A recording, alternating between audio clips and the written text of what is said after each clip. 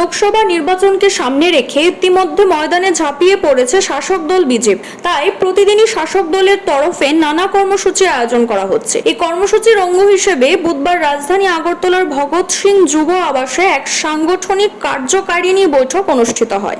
এই বৈঠকে উপস্থিত ছিলেন রাজ্যের মুখ্যমন্ত্রী অধ্যাপক ডক্টর মানিক সাহা, ত্রিপুরা প্রদেশ বিজেপি সভাপতি রাজীব ভট্টাচার্য, প্রাক্তন উপমুখ্যমন্ত্রী জিষ্ণু দেববর্মন সহ প্রায় সকল সহসভাপতি, সবকটি মোর্চার নেতৃত্ব, দলের প্রায় সব বিধায়ক, মন্ত্রী সহ বিভিন্ন স্তরের নেতৃত্ব। দলীয় পতাকা উত্তোলন এবং প্রদীপ প্রজ্বলনের মধ্য দিয়ে কর্মসূচির সূচনা হয়। এদিনের এই কর্মসূচি শুরুর আগে প্রদেশ সভাপতি রাজীব ভট্টাচার্য সাংবাদিকদের জানান, লোকসভা নির্বাচনে রাজ্যের 2টি আসনে যাতে বিজেপি প্রার্থীদের জয়ী করা যায় তার জন্য ইতিমধ্যে কাজ শুরু হয়েছে। এই লক্ষ্যে সংগঠনকে আরো মজবুত করা সহ অন্যান্য বিষয় নিয়ে আলোচনা করা হবে।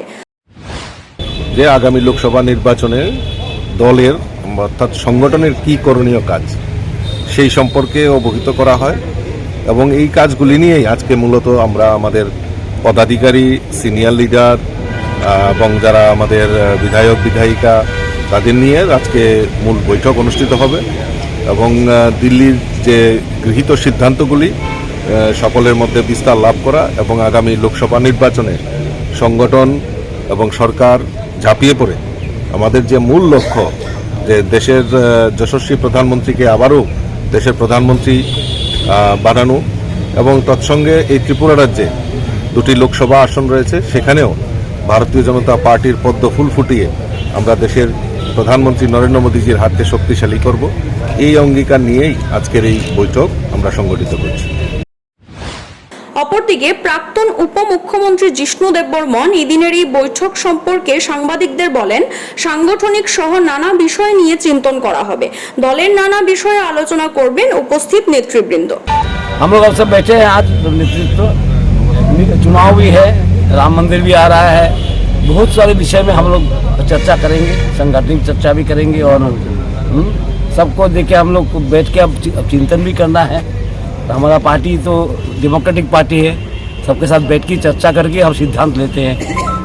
किसी परिवार के आधार पर नहीं है पार्टी। हम लोग नेतृत्व को सम्मान देते हैं, लेकिन हम कार्यकर्ता लोग को भी इतना ही सम्मान देते हैं।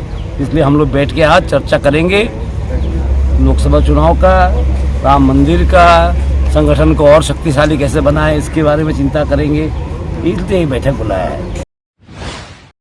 সব মিলিয়ে বলা যায়, বিরোধীদের অনেকটাই পিছনে ফেলে ইতিমধ্যে লোকসভা নির্বাচনকে সামনে রেখে কাজ চালিয়ে যাচ্ছে শাসক দল BJP. CRI TV, channel for news and entertainment.